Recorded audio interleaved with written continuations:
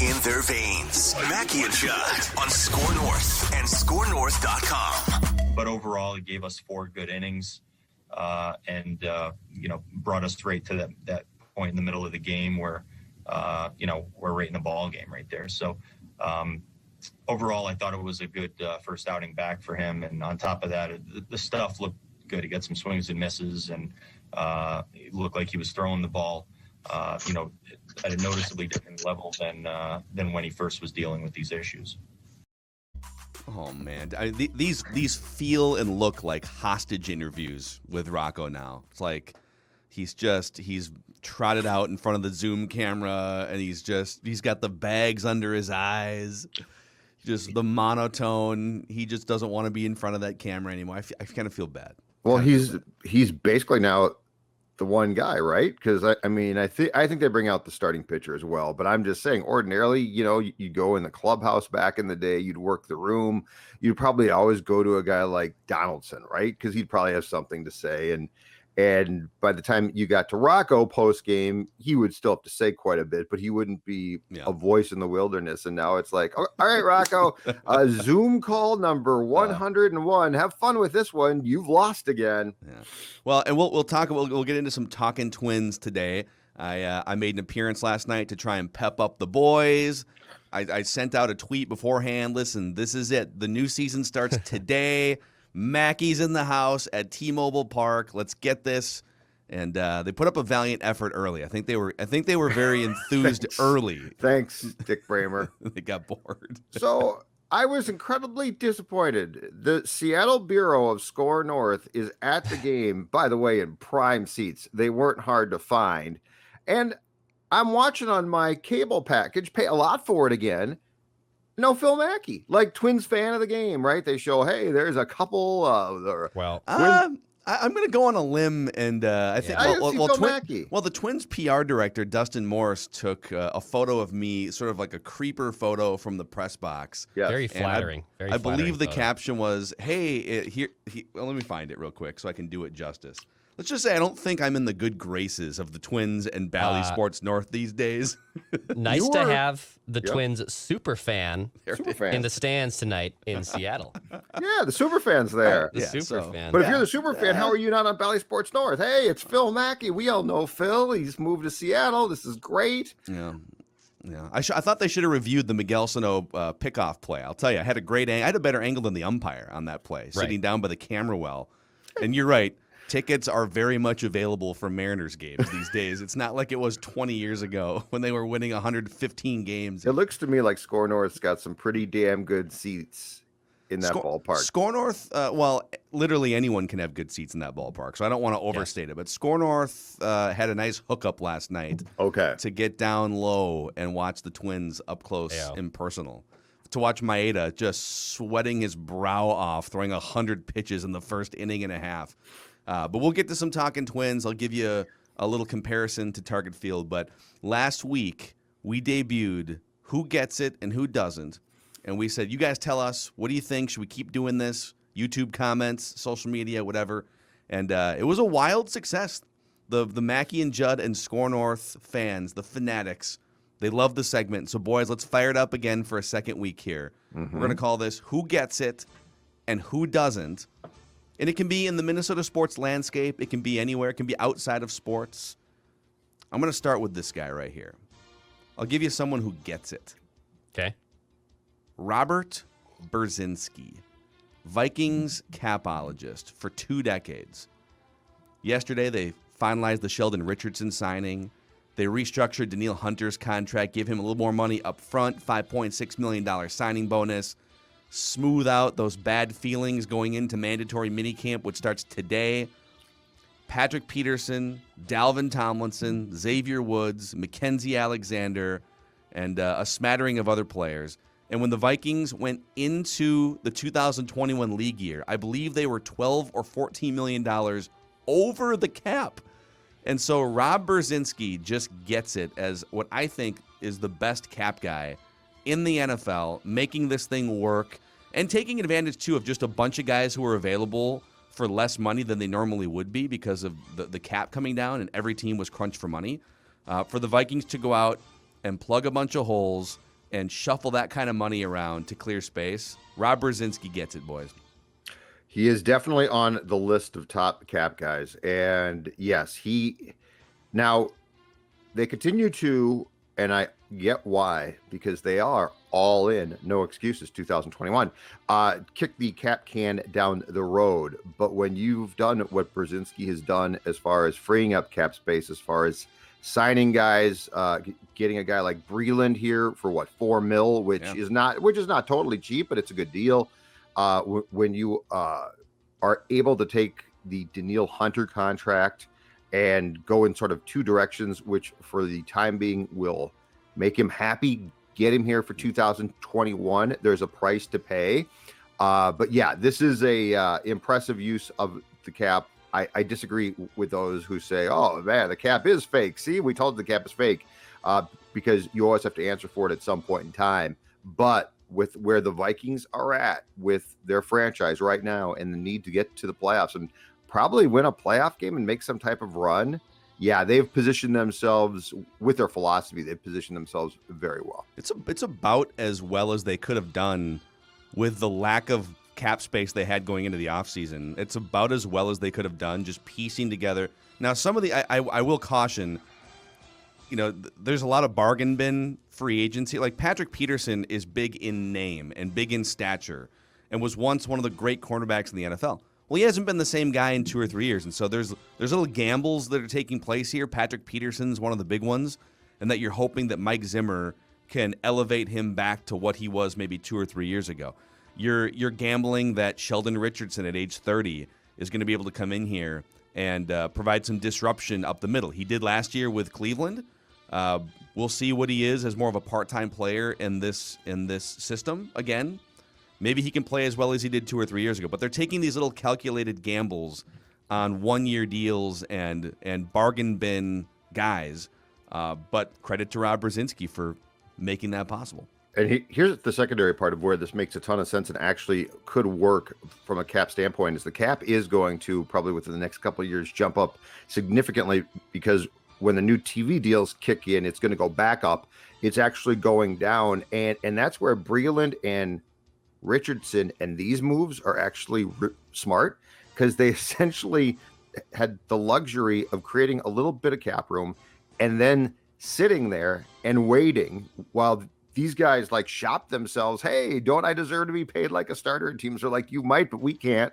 And so, yeah, the philosophy, because the cap is going to go back up, which should help with the Hunter decision next March a little bit as well. Yeah. But that's the smart short play here was to basically try and clear room and wait guys out because I guarantee you families and players started to panic a bit because, previously a guy like Breland's probably gone by Phil, May or something, like he signed. Yeah, for sure. And teams now are like, well, we really can't sign you. And the Vikings come along and they're like, we'll give you something. He says, sure, yeah, no problem. Breland provides great insurance for the Vikings secondary. Oh, I see what you did there. Great depth, great risk management. If you're looking to avoid the risk of, again, we have 7,000 passing yards, guys like Breland can maybe help with that. Just like Federated can help with your business. Federatedinsurance.com. They've been around. Well, the website hasn't been around since the early 1900s, probably since like the early 2000s. Oh, no, it started. 1902. It's crazy. Yeah. Federated just jumped. It was unbelievable. For years, people were like, we can't find the website because we don't have a computer. And they're like, it's there. You all thought Al Gore invented the internet. Federated Insurance really invented the internet back in 1904, based in SKOR North is not responsible for anything Phil Mackey just said. But you can find all sorts of great risk management tools and resources to help your business and to protect your business. Find out more at federatedinsurance.com, where it's our business to protect yours. All right, onward. Okay. I'm going global here. I'm going outside our sports landscape, at least. I'm going to Phoenix, Arizona. And do you know who gets it? The Phoenix Suns and Chris Paul. Ooh, got me. And I want to go through here what it looks like when you have a team, a franchise that gets it, and a franchise that understands its place and where things are, and adds a final chip of a veteran player who is outstanding, but is sort of seen as declining. Is he going to retire? Oh man, he's with the Thunder now. He's with the Rockets. Now he's with the Thunder. Then he is blah, blah, blah. Anyway, this is something I think the Wolves could absolutely go to school on, just as far as philosophy goes, and as far as getting a last chip. That is absolutely essential, because Chris Paul, if the Suns don't have Chris Paul, they're probably a nice team. They're probably good, but they're not. They're like a play-in team, right? But they're not this good. And so understanding where you are in your development, and I think the Wild gets this too, but understanding, because you can't just say, well, let's just go add Chris Paul next. If we get our Chris Paul next year, the Wolves will be great. No, that's probably not true. But what is true is understanding the development of your franchise. And I think going to school on what the Suns have done is incredibly smart, because they popped at exactly the right time. And for a long time on this show, we've talked about popping, right? Like, it's time to pop. It's time to go. The Suns got that. And there's a lot that can be learned from that. It's funny, too, when you watch Chris Paul, like that, he dropped 37 or 38 points in that clincher to sweep the Nuggets. And it's the most points he's scored in any game in 2 or 3 years. I don't think he attempted a three. And so in today's NBA, where analytics rule the strategy, and offensively, you watch the Wolves, right? They're taking threes and layups, and very rarely will they take something in between a three and a layup, right? But it's got to be like a wide open look from 15 feet with nobody within 10 feet of you for it to be an analytically sound shot. Mm-hmm. And Chris Paul, every bucket that he hits basically is an elbow jumper from 12 to 16 feet. And it looks so weird. Range. Yeah, it looks so weird in today's NBA. I mean, everybody was shooting shots like that 20, 30 years ago. But he's one of the only guys. Kevin Durant does it too, but those guys also hit those shots at just a ridiculous clip, so it is analytically sound. But it's funny when you watch today's NBA and you're like, wow, he's pulling up from – what's he doing? He's pulling up from 6 feet inside the three-point line. And he just cashes every single one of them. Mm-hmm. Yeah, I've gone from not really getting Chris Paul, and sort of like when you would sit at Wolves games, especially in the doldrum, and you could argue they're still in the doldrums, but when there was no hope, and it was like the Al Jefferson teams, and Chris Paul was playing for the Hornets, and just like when you go as a credentialed member of the esteemed media, for instance, you get to sit in those awesome seats right sort of behind the Wolves bench. And when Chris Paul was in town against these crappy Wolves teams, he would always latch on to someone or something. Someone could chirp early in the game from the Wolves bench, or an assistant coach or something. And he would literally spend 2.5 hours hitting mid-range jumpers and then staring at the third assistant on the bench. How dare you chirp me? I am Chris Paul. And so I always thought that was weird, but now I get it. Now that I've watched him with the Suns, and you see some of the leadership things, but I mean, it would be amazing to have a guy like that in the Timberwolves at some point, but yes, it's going to be tough. And from the Suns' standpoint, though, it's just such a great ad. It's the perfect piece, and to get when it's time to do that, to me, is the instructive thing, because teams at times will do this too early and they'll do it too late. But to find it in the sweet spot is, to me, the lesson that can be learned by the Wolves is it's all about timing as well. Great minds think alike there, Sports Dad. I also had the Phoenix Suns written down. But the Phils, about Rob Brzezinski, I'll take it back to the Vikings. And I'm just going to say my main man, Andre Patterson, gets it. Coaches never lie to us, right? Coaches never, ever lie to us. Andre Patterson said what? I believe last week, earlier the weekend, that I'm going to keep the conversations between me and Danielle Hunter. And then, obviously, Rob Brzezinski plays a good part. He moves up some of that money, frees up some dough, gets him a little bit extra cash in his pocket. But Andre Patterson and Mike Zimmer absolutely get it. They have a new defense that's locked and loaded with depth. Is it going to be 2017 or a Legion of Boom type of defense? Probably not. But I think these two dudes are really excited that Danielle Hunter's coming in. I know they're still kicking the tires on possibly bringing back Sheldon Richardson, who was a very good player in 2018 for this defense. The depth is definitely back there. Again, I don't think it probably crosses into an elite territory defense like it was in 2017, but this defense is going to be a lot better, and I think Andre Patterson and Mike Zimmer are going to be able to use those veterans and be able to get it and get the defense back on track. Is Andre Patterson considered one of the better position coaches in the NFL? Among guys who haven't risen up to the coordinator level or head coach level and back. I feel like he's low-key really respected around the league. I think that's accurate. Yeah, and he is the co-defensive coordinator with Zim's kid now, right? Yeah. Yes. So they got the title. But yes, he in fact, and he goes back so far. that he was actually Denny's defensive line coach. Yeah. I believe it was in the late Oh, wow. 90s. He was, yeah.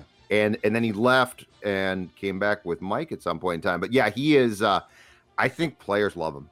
Yeah, Players love him, and I think part of the reason why they bailed on Ngakoue so quickly also had to do with the fact that I don't know that he got Patterson's system or what Patterson was trying to teach. And I think the respect is there that if you don't get that, you're probably gone. Ngakoue, by the way, sighting last night, sounding what, Dex? Is it the horn? The siren. Yeah, the siren? Their little siren they do at the Vegas Golden Knights game. It pumps before up the crowd Golden Knights before the game.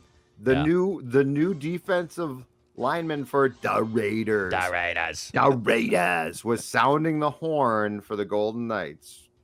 I like it. Yeah, it was. This summer here, too. It was a fan favorite last week. Declan goes into the archives and finds random seasons from Minnesota sports past and quizzes us on the details. I will say Judd and I fared quite well, surprisingly well, with the 2013 Twins last week. So, Dex, what do you got for us this week? We're going 2007 Minnesota Vikings. We're going to go 07 random random season recall Vikings. I think we both covered this team. We did both cover this team. I think I could actually rattle off a large chunk of that draft, the 2007 draft, if you'd like to start there. Oh, we could go there. Yeah, no, it's my segment, but yeah, no, we can. Yeah, you you can go. have. Why don't you go ahead? No, you go ahead. Let me pull up the 2007 NFL draft. Yeah, we'll work it in. We'll Surprised you didn't change the year. Yeah. You ask us whatever you want, and then we'll work it in. Okay. All right, we'll just start this one. The 2007 Minnesota Vikings finished with how many wins that season? Okay. Well, Judd, they almost amongst made yourselves. They went into Denver in the Williamson great drop game with a chance to make the playoffs. I think the Cowboys won, they lost, so they didn't make it. Mm-hmm. But that team was not a train wreck by any means. They were 8-8. 8-8. Okay. Yeah, because they went 6-10, 8-8, 10-6, and then 12-4. Oh, I like it. I like it. Okay. Wow, with Childress, so they went 8-8. 8-8, huh? Mm-hmm. That's a guess. 8-8. Yep. It's not a guess. Yeah. 8-8. That is correct. Look at Declan trying to string you along as if you made a mistake. Is that the guess? 8-8. Is that's the answer. That's the certainty. That's the fact. I sense some resentment from the EP of the Mackey and Judd show right now. Not at all. The 2007. After he was told what to do, now he's not told what to do. And now he's got I can still control this. We're not pulling up. Yeah. Hold on here. Nobody puts Decky in a corner. Yeah. No, whoa. Easy. My God, what's going on here? Do people call you Decky? The family does. It's a term of endearment. I would say you have to earn it before you're just dropping Decky on me. But, I'm not calling you Decky. Yeah, please don't. You know, and it's a term of endearment. It's a term of endearment. Okay. All right, next question. The 2007 Vikings led the NFL in rushing that season. Can you give me the ballpark of how many yards they rushed for?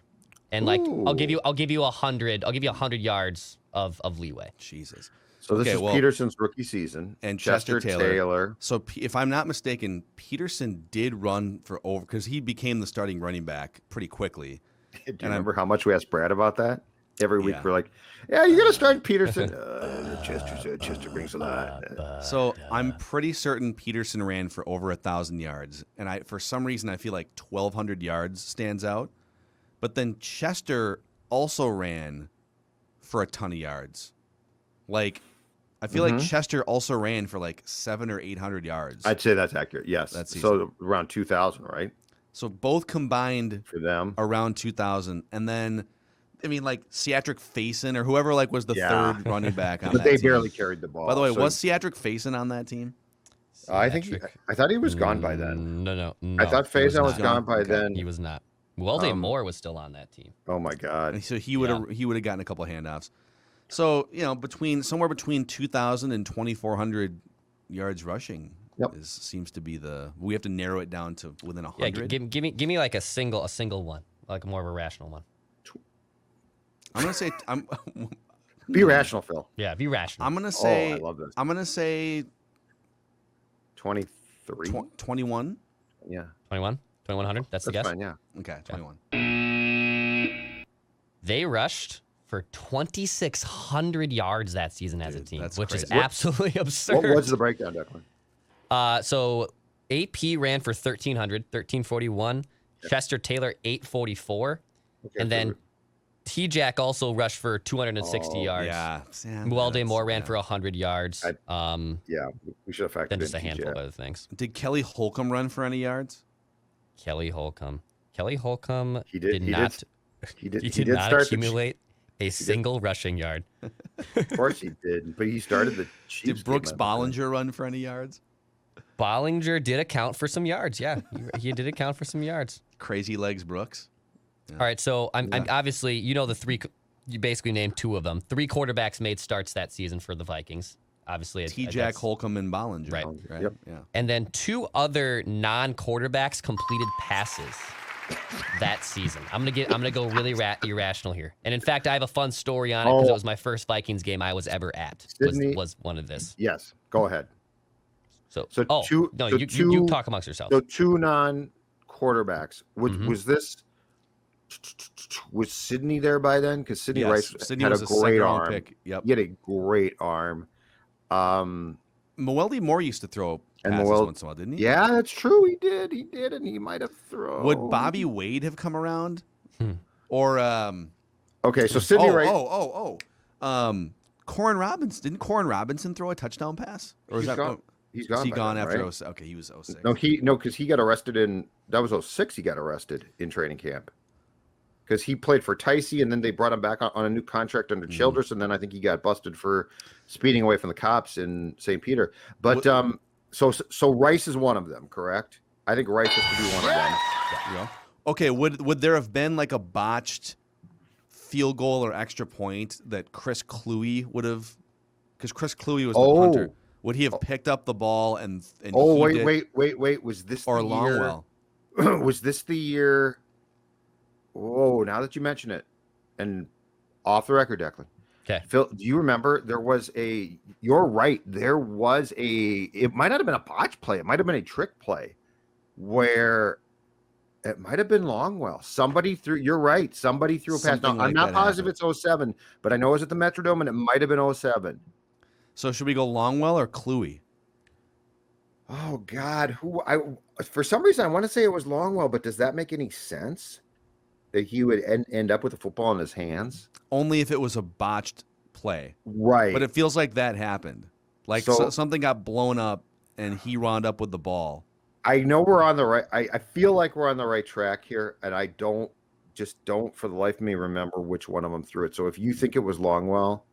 Well, Cluey makes more sense because he would have been the whole. Yeah, let's go Cluey. Let's go Cluey. Chris Cluey? Yeah. Oh, snap. Bang. Dude, Chris Cluey, 1 for 1 with a 27-yard passing completion. Now, I don't know if there's some yak involved there, but 1 for 1. Now, was that for a touchdown? No, it was not. Who was it against? Can you tell? I don't know. I can't tell that. Hold on. I'm gonna Google Chris Cluey. But the Sidney Rice one, that was my first. That was the Raiders were in town. Dante was starting for Oakland. Yeah, it was my first ever Vikings game in person at the Dome. And the first play of the game was a end reverse to Sidney Rice, who hit Visante Shenko for an 80-yard bomb down the seam of the field. And then Shenko got a delay of game penalty for like taunting afterwards, and the ball got moved back to the 10-yard line. That was early in Shenko had bricks for hands until about 2008 or 9. So he would have been very excited. Very excited. All right, next, you got the Chris Cluey back there. I'm trying to find associate producer. No, you don't got it. Okay. I'm finding political. I'm finding. I know you'll be shocked by this political Chris Cluey stories instead of football ones. But I will say this: Sidney Rice might have had the best arm I've ever seen for a non-Vikings. Yeah, he QB. could heave it, man. He could absolutely heave it. He had a good arm. So give me the top 3 reception leaders for the 2007 Minnesota Vikings. Okay. So talk amongst yourselves. Peterson caught like 40 passes, I want to say, in his rookie year. So he may have been in the mix. Chester Taylor, I thought, caught more passes. I thought Peterson didn't. I thought Peterson went to like 42 with Brett in 2009. Okay. I want to say now he did catch the wheel route touchdown opening day against the Falcons. Yep. But Chester Taylor was more of the check down option. You're right. Bobby Wade was on that team. Bobby Wade, who were the receivers? So Bobby Wade, Travis Taylor, I think the three receivers were Bobby Wade, Travis Taylor, and Troy Williamson.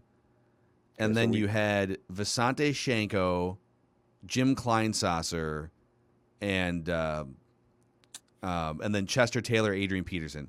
And let's just say none of them were putting up Justin Jefferson numbers or Adam Thielen numbers. So we're literally talking about the leader in receptions was probably like 50, maybe 60 on this team. Yes, and I seem to recall that.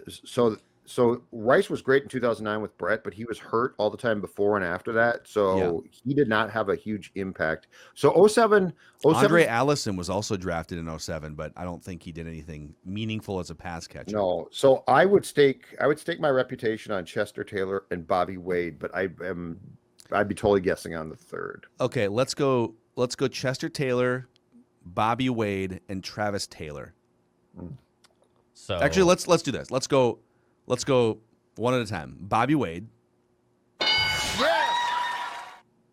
Chester Taylor.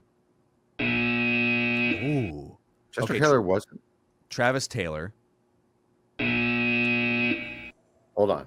We have to regroup. You got 2 strikes. Yep, you got 2 strikes. I thought Chester Taylor was in that group for sure. So hold on. I'm trying to regain my composure right now. I'm very upset.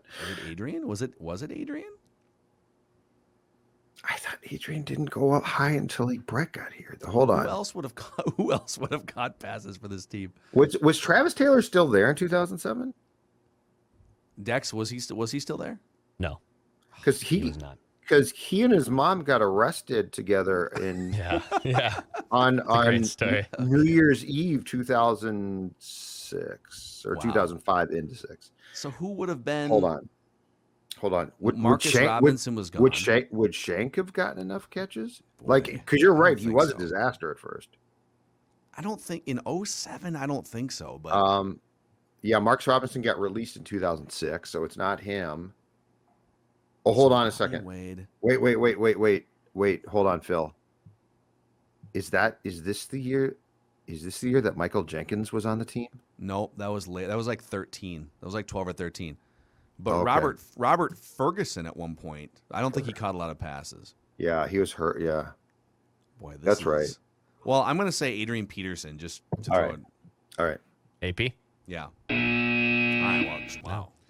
Oh, I just told you about Sidney Rice throwing bombs. Sidney Rice was third on the team in receptions. He had 35. So we didn't think I thought he was always 31, hurt. excuse me. Yeah. Well, and 31. Yeah, okay.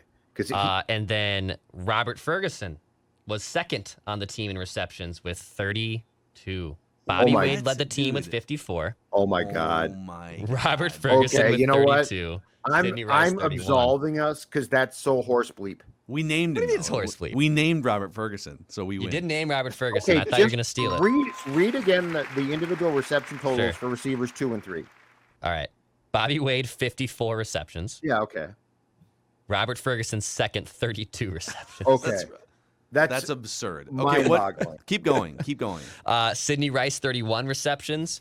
Chester Taylor, 29 receptions. Oh, God. Visante Shanko, 27. AP, 19. Troy Williamson, 18. Tony Richardson with 11 receptions. Right. Fullback. It's literally like you are going through the reception stats for the 1932 Duluth Eskimos. The forward pass had just been approved as the 2007 season opened, and the Minnesota Vikings were going to pass the ball all the time. Bobby Wade led the team with 647 yards of receiving. That's pretty. And he fair caught every punt. Yes, he did. Do you have a defensive question to wrap with? Sure. Let's go with. All right, here we go. Who led the team in interceptions that season? So they would have had two players tied for the most. Two players tied for the most in interceptions. They would have had Antoine Cedric Griffin was on that team because didn't they draft Cedric in like you know who is still here? I think your good friend, Sharp. former friend of Royce and Mackey, and now serving out the rest of a sentence. Sharper has to be one of them, right? Sharp was a great weekly guest until he mysteriously did not answer the phone for the first time in 3 years on a Friday, and then we found out later that day that there was a reason why he didn't. Well, and didn't you guys hear some he'd be like he was always in random hotels. Yeah. Like you guys were. Oh my God. Like you guys were part of a phone call from a room where there was a crime going on. Yeah, we always kind of wondered, like, oh, Sharp must like to live it up. He's always just like in these random hotel rooms. Young Declan had a 42 Vikings Sharper jersey as well. Okay, I'm going to go. I think it's Sharp. It's probably Sharp is one of them. Yeah. Sharp's But there are two guys tied. Yep. So one other guy is tied with Sharp for the interception lead. You think it's I'm Winfield? actually this guy. I don't remember him, to be honest. And I was a freshman in high school at this point. I think I knew most of the Vikings players, but I don't remember this guy. All right, so their cornerback situation in 2007, I believe McCauley was drafted in the 3rd round. So just to here's how we're going to mix in the draft. So AP was 1st round, Sidney was 2nd round, Marcus McCauley was 3rd round, I believe. Yep. Andre Allison was either 4th or 5th round. I think Brian Robinson might have also been a 2007 draft pick by the Vikings. All right, so, but if Declan doesn't remember this guy, who was the other safety next to Sharp? So was Dwight Smith there by then? Yeah, so Dwight Smith, and then they went out and got Mediu Williams the next year, right? Big old contract, yeah. In 08. Yeah, until he damn near broke his neck. Yeah. Dex, is this a secondary guy or a linebacker? Secondary. Yep. You don't remember a secondary guy. Mm-hmm. I don't remember him. It's not Cedric. It's not Antoine. And you would remember Dwight Smith, I think. So it's either Dwight Smith or somebody we haven't named yet. Who would have been their slot corner? Well, Antoine, but who would have been their third when Antoine moved to the slot? Was it McCauley?